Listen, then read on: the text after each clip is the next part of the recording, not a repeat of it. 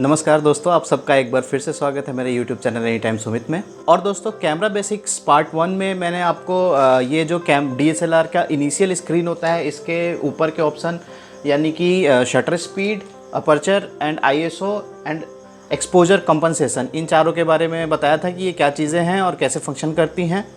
और उम्मीद करता हूँ आपको समझ में आया होगा। अगर उसमें कोई भी क्वेश्चन है तो आप उस वीडियो पे कमेंट कर सकते हैं। और अगर आपने वो वीडियो नहीं देखी है तो ऊपर यहाँ आई कार्ड में मैं आपको वो लिंक दे देता हूँ, आप वो वीडियो ज़रूर देख लीजिए। तो ये जो नेक्स्ट ऑप्शन है, ये जो ऑप्शन है ये इमेज इफ़ेक्ट्स, ये ऑप्शन बेसिकली एक फ़िल्टर का काम करता है। जैसे कि आपके मोबाइल के कैमराज़ में भी बहुत सारे फ़िल्टर्स होते हैं, अलग अलग डिफरेंट पोर्ट्रेट के फ़िल्टर्स होते हैं, लैंडस्केप के फ़िल्टर्स होते हैं, डिफरेंट कलर के फ़िल्टर्स होते हैं। तो उसके लिए ये ऑप्शन है। तो इसको आप स्टैंडर्ड पे रख सकते हैं। अगर आप चाहते हैं, जैसे आप पोर्ट्रेट ले रहे हैं तो आप उस समय इसको पोर्ट्रेट पे कर दें, बट मेरे ख्याल से इसको स्टैंडर्ड पे रखना ठीक रहेगा, क्योंकि जो भी आप इमेज क्लिक करते हैं वो आप अपने हिसाब से क्लिक करते हैं, तो कैमरा ऑटोमेटिक उसमें कुछ भी चेंज करेगा तो मे भी आपको पसंद ना आए, तो इसलिए इसको आप स्टैंडर्ड पे रखिए। जो ऑप्शन है ये आपको क्लाउड सा दिख रहा है, ये है वाइट बैलेंस। वाइट बैलेंस के अंदर आप देखेंगे ऑटो वाइट बैलेंस का ऑप्शन है, day light, shades, cloudy, tungsten light, white fluorescent light, flash और कस्टम। तो ये सारे ऑप्शंस आपको मिल जाते हैं वाइट बैलेंस के अंदर। इसमें बेसिकली क्या है कि जैसे आप डे लाइट में आप शूट कर रहे हैं तो आप इसको डे लाइट ऑप्शन सेलेक्ट कर सकते हैं, ताकि आपको जो एक्चुअल कलर मिले वो एक्यूरेट मिलेगा। जो आपके इमेज में कलर्स आते हैं वो आपको एक्यूरेट कलर्स मिलेगा अगर आप वाइट बैलेंस अपना सही रखते हैं। इसके बारे में भी डिटेल में आगे डिस्कस करेंगे, क्योंकि वाइट बैलेंस के बारे में जानना बहुत ज़रूरी होता है किसी भी फोटोग्राफर के लिए, और वाइट बैलेंस बहुत मेन चीज़ है एक फ़ोटो का। नेक्स्ट जो ऑप्शन है वो है ऑटो फोकस ऑपरेशंस। आप यहाँ देख सकते हैं auto focus operations. Auto focus operations के अंदर अगर हम जाते हैं तो आपको 3 ऑप्शन मिलता है, वन शॉट, AI फोकस और AI सर्वो। अब दोस्तों, ये तीनों चीज़ों के बारे में मैं आपको थोड़ा थोड़ा बताता हूँ। वन शॉट का मतलब है कि अगर आप किसी ऑब्जेक्ट की फ़ोटो खींच रहे हैं और वो ऑब्जेक्ट स्टिल है, यानी वो मूव नहीं कर रहा है और आपका कैमरा भी मूव नहीं कर रहा है, तो वैसे कंडीशन में क्या होता है, आपने जस्ट फोकस किया अपने ऑब्जेक्ट के ऊपर और आपने इमेज क्लिक कर लिया। तो ऐसे कंडीशन में क्या होता है कि आपको बहुत ही शार्प और क्रिस्प इमेज मिलता है according to your settings. But जो इसका सेकेंड ऑप्शन है, सेकेंड ऑप्शन के बारे में बाद में बात करते हैं। थर्ड ऑप्शन के बारे में पहले बात करते हैं कि AI सर्वो क्या है।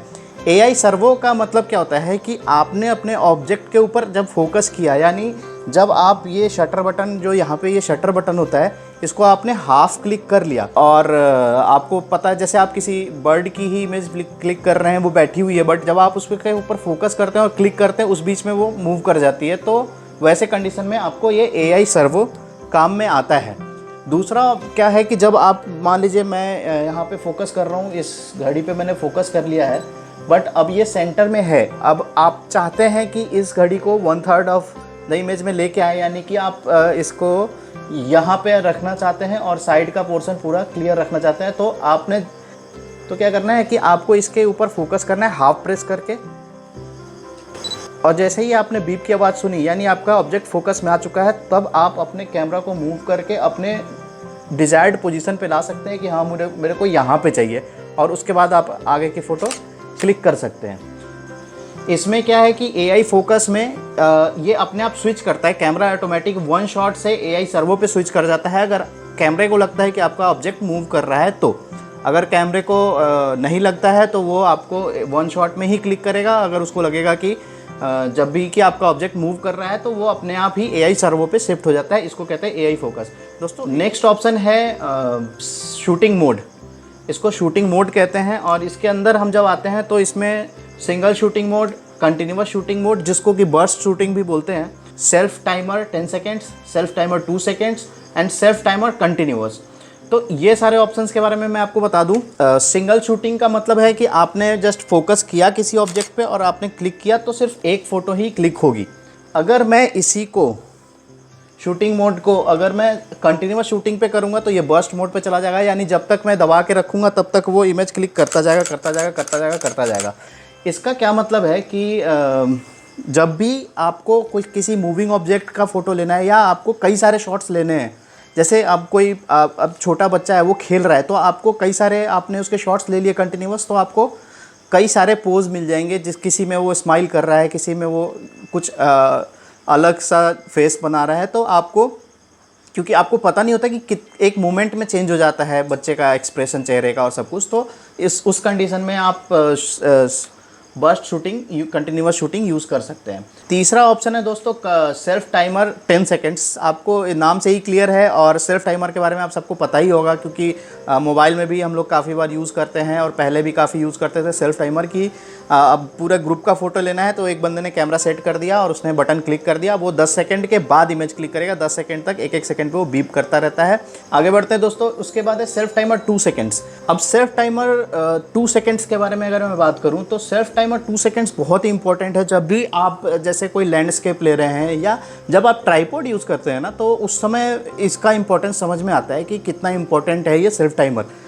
क्योंकि जब आप कोई बहुत जूम इन करके फ़ोटो ले रहे हैं या आप काफ़ी कम शटर स्पीड पे क्लिक कर रहे हैं, तो उसमें चांसेस होते हैं कि जब आप बटन क्लिक करते हैं तो कैमरा हल्का सा शेक करता है। तो कैमरा शेक ना करे उसके लिए सेल्फ टाइमर यूज़ करते हैं 2 सेकेंड्स का। यानी आपने अपना फोकस सब कुछ सेट कर लिया है और ये बटन आपने प्रेस करके छोड़ देंगे और 2 सेकेंड बाद वो इमेज क्लिक करेगा। तो जब वो इमेज क्लिक करेगा उस समय आपका कोई बॉडी पार्ट से कैमरे का संपर्क नहीं रहेगा, कनेक्शन नहीं रहेगा, तो क्या है कि कैमरा स्टिल रहेगा। और इसमें फोर्थ ऑप्शन जो है वो है self timer continuous. Self timer continuous का मतलब है कि आप सेल्फ टाइमर है, लेकिन सेल्फ टाइमर के बाद वो कितने शॉट्स लेगा। अगर देखिए यहाँ पे नीचे जो वैल्यू है, अगर 5 रखा है तो 5 फोटोज वो लगातार क्लिक करेगा। नेक्स्ट जो ऑप्शन है, आगे बढ़ते हैं, नेक्स्ट जो ऑप्शन है वो है मीटरिंग मोड। अब मीटरिंग मोड में क्या है कि 3 ऑप्शंस हैं आपको, centre weighted, average, partial metering और evaluate metering. Metering mode actually है क्या? मीटरिंग मोड क्या होता है कि जब भी आप कोई फ़ोटो लेते हैं तो आपका कैमरा उस आपके इमेज जो भी आप सब्जेक्ट है उस वहाँ पे सब्जेक्ट पे कितनी रोशनी है या आसपास कितनी रोशनी है उन सबको रीड करता है। उसके अकॉर्डिंगली आपको बताता है कि आपका शटर स्पीड कितना है, कितना कम या ज़्यादा करना चाहिए। तो वो काम मीटरिंग मोड का होता है। तो क्या है दोस्तों कि इसके अंदर 3 ऑप्शन है मीटरिंग मोड के अंदर। जो इवेलुएट मीटरिंग है, इवेलुएट मीटरिंग क्या करता है, पूरे इमेज का पूरे पोर्शन पे जो लाइट है वो पूरे लाइट को रीड करता है और पूरे लाइट को रीड करके आपको बताता है कि आपके इमेज में कितनी ब्राइटनेस है, नहीं है। जब आप पिक्चर क्लिक करेंगे तो आपका पूरा इमेज पे ही जो जैसी रोशनी है वैसे आएगा। बट वहीं पे जब आप ये पार्शियल मीटरिंग यूज़ करते हैं तो पार्शियल मीटरिंग में क्या है कि आपके इमेज का कुछ पार्ट का वो लाइट रीड करता है, उसके अकॉर्डिंगली आपको बताता है। और जो सेंटर वेटेड एवरेज है उसमें सिर्फ सेंटर में, यानी कि जो फोकस पॉइंट होता है आपका, जिस पॉइंट पर आप फोकस करते हैं उस पॉइंट पे कितनी लाइट है, वो लाइट को रीड करके और आपको बताता है कि आपको कितना कम या ज़्यादा करना है। और देखते हैं नेक्स्ट ऑप्शन। नेक्स्ट ऑप्शन ये जो यहाँ पे रॉ लिखा है इसको कहते हैं इमेज क्वालिटी। अब दोस्तों इसके अंदर काफ़ी सारे ऑप्शंस आपको दिखते हैं, रॉ प्लस एक ये समथिंग एल ये चीज़ें हैं क्या? कैमरा जो इमेज क्लिक करता है वो रॉ फॉर्मेट में क्लिक करता है, यानी कि जेपीजी क्या है कि वो एक कंप्रेस्ड फॉर्म है इमेज का। जो आपका कैमरा फ़ोटो खींचता है उसको कंप्रेस करके और छोटे साइज़ में आपको देता है। अगर आप जेपीजी पे क्लिक करेंगे तो आपका एक फ़ोटो, फॉर एग्जांपल अगर आपका एक फ़ोटो 5 MB के अराउंड होता है तो उसका ही रॉ फुटेज जो होगा, यानी रॉ इमेज जो होगा वो 20 MB 22 MB तक का हो सकता है। और इसमें ऑप्शंस क्या क्या हैं वो मैं आपको एक बार बताता हूँ। इसका मतलब है जेपीजी प्लस लार्ज, यानी कि लार्ज साइज़ का जेपीजी क्रिएट करके देगा। बट आपका जो कंप्रेशन है वो ये लाइन स्मूथ है ना, इसका मतलब है कि कंप्रेशन आपको स्मूथ मिलेगा। वहीं पे सेकेंड ऑप्शन जो है आपका वो है JPEG, बट थोड़ा सा कंप्रेशन ज़्यादा है, यानी ये टेढ़ी मेढ़ी लाइनें हैं ना, यानी कि कंप्रेशन ज़्यादा है, बट लार्ज साइज़ का इमेज आपको मिलेगा 18 मेगापिक्सल पे। उसके बाद जैसे ही आप मीडियम पे आएंगे तो आपको स्मूथ JPEG मिलेगा, इसमें थोड़ा सा ज़्यादा कंप्रेस मिलेगा बट 8 मेगापिक्सल पे मिलेगा, यानी मीडियम साइज़ का मिलेगा।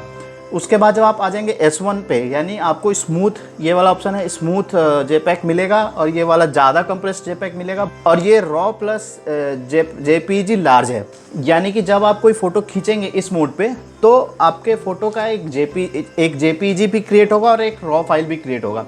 बीइंग अ फोटोग्राफर या बिगनर इन फोटोग्राफी, अगर आप सीख रहे हैं तो आप हमेशा रॉ फोटो जरूर रखिए किसी भी इमेज का। अगर आपके पास रॉ फोटो है तो आप धीरे धीरे उसको पोस्ट प्रोसेस करके और इम्प्रूव करना सीख जाएंगे, और आप जब क्लिक करेंगे तब आपको समझ में आएगा कि रॉ फोटोज़ कितना इंपॉर्टेंट है। तो दोस्तों ये तो हो गई इनिशियल स्क्रीन की सारी डिटेल्स। उम्मीद करता हूँ कि आपको काफ़ी इन्फॉर्मेशन मिली होगी इस वीडियो से। अगर आपको वीडियो अच्छी लगी है तो लाइक ज़रूर कीजिएगा, और अगर आपके मन में अभी भी कोई भी सवाल है इस इनिशियल स्क्रीन से रिलेटेड तो आप कमेंट सेक्शन में ज़रूर पूछिए। मैं कोशिश करूँगा कि आपको जल्द से जल्द रिप्लाई करूँ। और दोस्तों इस चैनल को भी सब्सक्राइब करना मत भूलिएगा, क्योंकि मैं ऐसे ही इन्फॉर्मेटिव वीडियोज़ आपके लिए लाता रहूँगा। जल्द ही मिलता हूँ आपसे एक नए वीडियो के साथ, तब तक के लिए गुड बाय, जय हिंद।